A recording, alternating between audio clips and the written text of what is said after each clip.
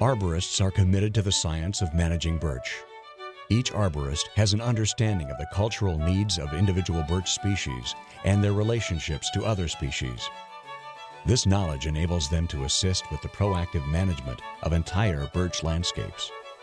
Our exhibit enlightens plant enthusiasts about the role birch species have played in history, myth, and the modern-day landscape. Birch has long been symbolic of fresh starts to both the forest and individuals who seek inspiration from its gentle beauty. Our New England woodland display allows the public to enjoy birch and several other plant species in their natural setting. Our goal is to create an awareness of the aesthetic value of birch within the landscape and the sound, scientifically based management practices we employ to sustain them. Well, the theme of this exhibit circles around the culture of birch. Betula is the genus, and it's a very dynamic culture in that it really does exemplify a new birth because it's a pioneer species. It's one of the first trees to occupy a site when a site's been damaged or logged, or if there's been a catastrophic event throughout pretty much every New England state, all 6 states. So we felt it was a very important species to use that would really exemplify the natural environment in New England.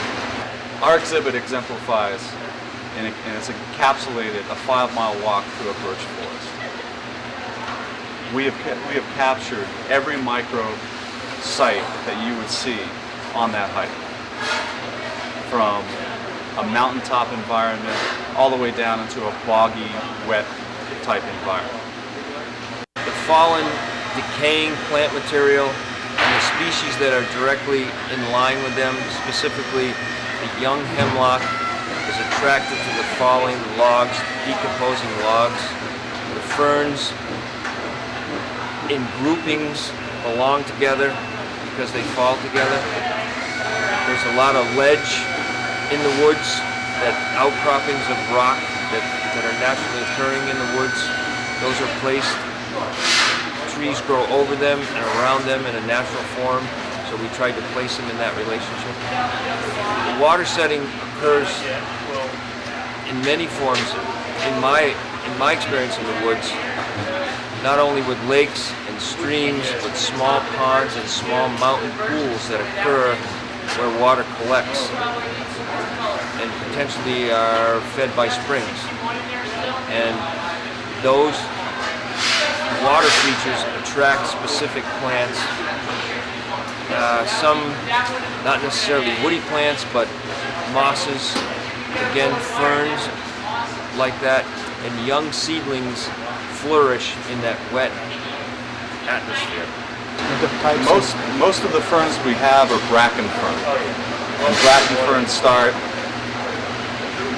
right around the same time the foliage is coming out on the birch trees. So during the same time, the soils are warming up, the trees are warming up, the sap's flowing. We see ferns go through a stage which is called a fiddlehead stage, and they'll come up, and within 2 weeks they'll pop out of the ground through the forest duff, and they look like a fiddlehead, and they'll foliate finally within 2 or 3 days after that stage. Jack in the Pulpit's a very unique flower in that the flower is kind of hidden. You have to look for it. Now the Betula nana that we've got that grows on top of Mount Washington doesn't even look like a birch.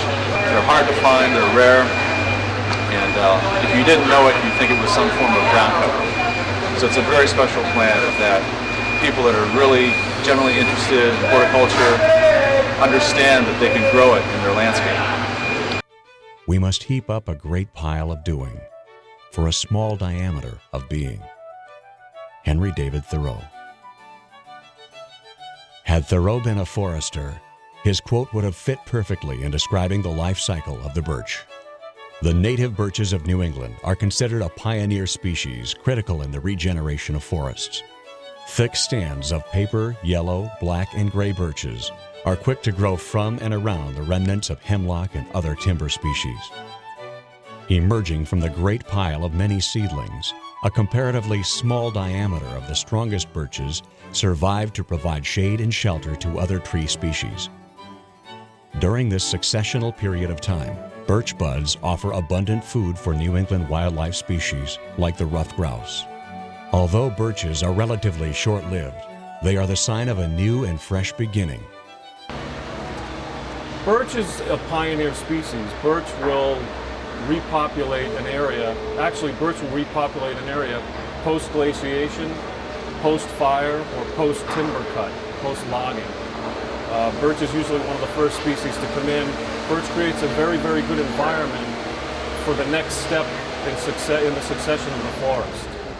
Although birches are relatively short-lived, they are the sign of a new and fresh beginning.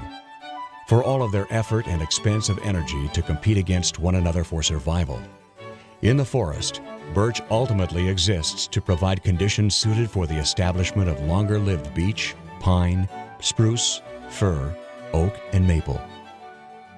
When I see birches bend to left and right across the lines of straighter, darker trees, I like to think some boy's been swinging them.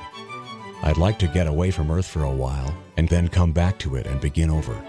I'd like to go by climbing a birch tree and climb black branches up a snow-white trunk toward heaven, till the tree could bear no more, but dipped its top and set me down again. That would be good both going and coming back. One could do worse than be a swinger of birches. Excerpts from Birches by Robert Frost.